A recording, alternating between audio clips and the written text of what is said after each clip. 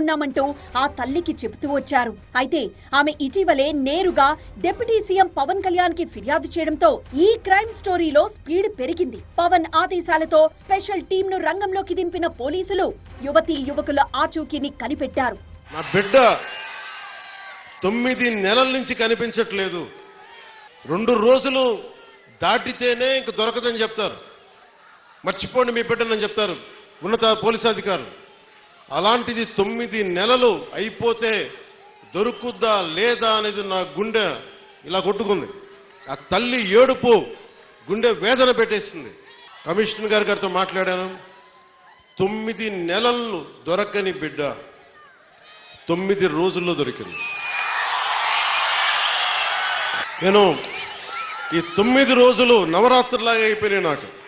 ఆ బిడ్డ దొరుకుద్దా లేదా తల్లిని ఒకటే వేడుకున్నా. తల్లి ఒక